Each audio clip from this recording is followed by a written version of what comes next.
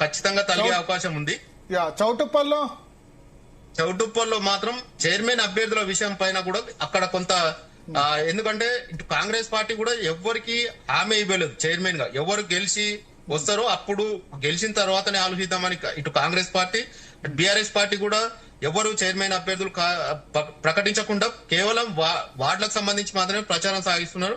కానీ అక్కడ కాంగ్రెస్ పార్టీకే ఎక్కువ అవకాశం ఉంది. కానీ అటు కాంగ్రెస్ పార్టీ బీఆర్ఎస్ పార్టీ నుంచి పీసీఆర్ కట్ చేయండి, మిగతా వాళ్ళు ఎవరు జాయిన్ ఏదో వాయిస్ వినిపిస్తుంది. ఎస్ చెప్పండి. చెప్పండి జానయ్య, మీరు కాంగ్రెస్ లో చేరిన వాళ్ళు ఉన్నారో వాళ్ళందరి వల్ల కొంత పాత కొత్త అనేది మాత్రం అది నడుస్తుంది. ఆ విషయంలో ఎవరికి చైర్మన్ పదవి వస్తుంది అనేది మాత్రం తెలుసు. అంటే నాకంటూ కూడా చౌటుప్పల్లో కాంగ్రెస్ గన్ షాట్ గెలుస్తుందా? చౌటుప్పల్లో కాంగ్రెస్ గన్ షాట్ గెలుస్తుందా?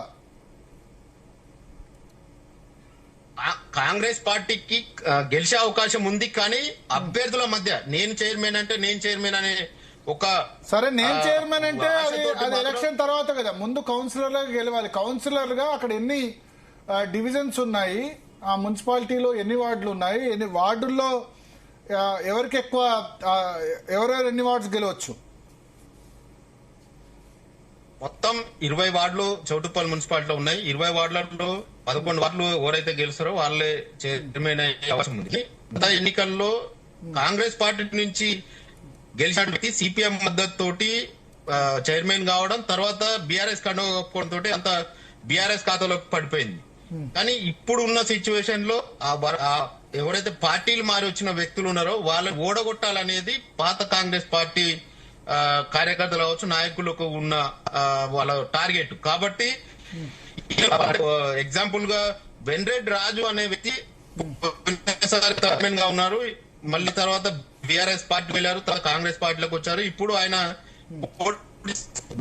కూడా ఆయన కొంత ప్రచారం చేస్తున్నారు. కానీ ఇంకా ఇద్దరు కూడా పదవి ఆశించే వాళ్ళు ఉన్నారు. కాబట్టి వీరి మధ్య ఒకరిపై ఒకరిని ఓడగొట్టేందుకు కూడా ఒకరు చూస్తున్నారు అనేది కూడా కొంత ఎక్కువ ప్రచారం సాగుతున్న నేపథ్యంలో ఈ విషయం నాకు క్లియర్ గా చెప్పండి. ఒక్క నిమిషం, నేను అడిగిందని చెప్పండి. ఇప్పుడు చండూరు బీఆర్ఎస్ ఎడ్జ్ అన్నారు, చౌటుప్పల్ కాంగ్రెస్ కెన్ని బీఆర్ఎస్ కెన్ని మీ గెస్? బీజేపీ ఏమన్నా ఉందా అక్కడ? బీజేపీ కూడా పోటీ చేసింది. కానీ అక్కడ బీజేపీకి గతంలో ఉన్న ఏదైతే చౌటుప్పల్ పట్టణం బలంగా ఉన్నప్పటికీ స్థానాలు అయితే గెలిచే అవకాశం లేదు. కాంగ్రెస్ పార్టీకి సంబంధించి 12 నుంచి 13 వచ్చే అవకాశం ఉంది. బీఆర్ఎస్ 4 నుంచి 6 వచ్చే అవకాశం ఉంది. క్లియర్ కాంగ్రెస్ క్లియర్ గా చౌటుప్పల్లో గెలిచే అవకాశం. ఎస్, నాకు అంతవరకే చెప్పండి. నేను అడిగిన వాటికే చెప్పండి, ఎందుకంటే చాలా జిల్లాలు వెళ్లాల్సి ఉంది డీటెయిల్ గా. నెక్స్ట్ నల్గొండ జిల్లాలో దీని తర్వాత నాగార్జున సాగర్ నియోజకవర్గం పోదా? నాగార్జున సాగర్ లో ఏముంది? హాలియా, నందికొండనా? ఆలియా, నందికొండ రెండు మున్సిపాలిటీలు. ఓకే, జైవీర్ రెడ్డి జానారెడ్డి తనయుడు ఎట్లా ఉంది అక్కడ కూడా? ఒక్కోటి చెప్తాను. నందికొండలో ఎన్ని నందికొండలో ఎన్ని సీట్స్ ఉన్నాయి, ఎవరెవరు ఎన్ని గెలుస్తారు? 12. నందికొండలో 12 వార్డ్స్ ఉన్నాయి. 12 వార్డులలో కూడా 9 వార్డుల వరకు కూడా కాంగ్రెస్ పార్టీ గెలిచే అవకాశం ఉంది. మిగతా 3 వార్డుల వరకు బీఆర్ఎస్ పార్టీ గెలిచే అవకాశం అయితే ఎక్కువగా ఉంది. ఓకే, అంటే సో కాంగ్రెస్ క్లియర్ గా ఎడ్జ్ ఉంది. కాంగ్రెస్ పార్టీకి క్లియర్ గా ఎడ్జ్ ఉంది. చైర్మన్ ఖచ్చితంగా కాంగ్రెస్ పార్టీ అయ్యే అవకాశమే ఎక్కువ ఉంది. ఓకే, అంటే జానారెడ్డి ఇన్ఫ్లుయెన్స్ ఉంది. ఇంకా జానారెడ్డి ఇన్ఫ్లుయెన్స్ ఉంది. ఇక్కడ కొడుకు జైవీర్ రెడ్డి కూడా బాగా చూసుకుంటే. అవును, మాజీ ఎమ్మెల్యే భగత్ ఇక్కడ స్థానికంగా ఉండకపోవడం కార్యకర్తల విషయంలో కొంత అది ఎఫెక్ట్ ఎక్కువగా ఉంది. అధికార పార్టీ కాబట్టి ఇక్కడ ఎమ్మెల్యే కూడా అధికార పార్టీ ఎమ్మెల్యే ఉండడం, ఇక్కడ ఆ 2 మున్సిపాలిటీలకు, అది నందికొండ మున్సిపాలిటీకి సంబంధించి మాత్రం ఖచ్చితంగా కాంగ్రెస్ కు వచ్చే అవకాశమే ఉంది. ఓకే ఓకే, సో నెక్స్ట్ మన దేవరకొండ నియోజకవర్గంలో దేవరకొండ మున్సిపాలిటీ ఉంది. దేవరకొండ ఒకటేనా? దేవరకొండ కాన్స్టిట్యున్సీలో దేవరకొండ మున్సిపాలిటీ ఒకటి. ఓకే, అది ఎవరికి వెళ్లే అవకాశం ఉంది? కొంత సిపిఐ ప్రభావం కూడా ఉంటుంది కదా దేవరకొండలో. గతంలో సిపిఎం ప్రభావం ఉండేది, కానీ బీఆర్ఎస్ పార్టీ బీఆర్ఎస్ ఎమ్మెల్యే గెలిచినటువంటి రవీంద్ర నాయక్ వచ్చిన తర్వాత ఆ సిపిఐ పార్టీకి సంబంధించి కొంత ప్రభావం అయితే తగ్గుతుంటూ వచ్చింది. తర్వాత ఇప్పుడు కాంగ్రెస్ బీఆర్ఎస్ మధ్యనే పోటీ ఉంటుంది కాబట్టి ఖచ్చితంగా ఆ దేవరకొండలో కూడా ఈ రేవంత్ రెడ్డి అక్కడ పర్యటన చేసినప్పుడు కూడా కొన్ని పట్టణానికి సంబంధించి హామీలు ఇవ్వడం తోటి అక్కడ కూడా కాంగ్రెస్ పార్టీ ఎన్ని వార్డ్స్ ఉన్నాయి, ఎవరెవరికి ఎన్ని రావచ్చు, ఎన్ని వార్డ్స్ ఉన్నాయి, ఎవరెవరికి ఎన్ని రావచ్చు? దేవరకొండకు సంబంధించి 22 వార్డ్స్ ఉన్నాయి. మొత్తం దాదాపుగా 15 వార్డ్స్ వరకు కూడా కాంగ్రెస్ పార్టీకి కాంగ్రెస్ మీరు ఇట్లా ఉజ్జాయింపుగా చెప్పండి, 15 కాకుండా 12 నుంచి 14 ఇట్లా రేంజ్ లో చెప్పండి. సో ఎందుకంటే 15 అంటే 15 ఎగ్జాక్ట్ కాకుండా, సో 15 క్లియర్ గా కాంగ్రెస్ కు ఉంది దేవరకొండ మున్సిపాలిటీ, అంతేనా? ఆ దేవరకొండ ఖచ్చితంగా కాంగ్రెస్ పార్టీకి అవకాశం ఎక్కువ ఉంది. అంటే అక్కడ ఉన్నటువంటి టోటల్ సీట్స్ 22 వార్డ్స్ ఉంటాయి. 22 వార్డ్స్ లో దాదాపుగా 11 వార్డ్స్ వస్తేనే చైర్మన్ అవకాశం ఉంటుంది. 12 వార్డ్స్ వస్తే ఖచ్చితంగా చైర్మన్ అవకాశం ఉంటుంది. కాబట్టి 12 కంటే ఎక్కువ వచ్చే అవకాశం ఉంది అనే విషయంలో నేను అట్లా చెప్తున్నాను. యా, నెక్స్ట్ సూర్యాపేట మాజీ మంత్రి జగదీశ్వర్ రెడ్డి. సూర్యాపేట నియోజకవర్గాలు ఏమున్నాయి? సూర్యాపేట ఒకటేనా? సూర్యాపేట ఒకటే మున్సిపాలిటీ. తిరుమలగిరి తుంగతుర్తి కిందకి వస్తుందా తిరుమలగిరి? అవును.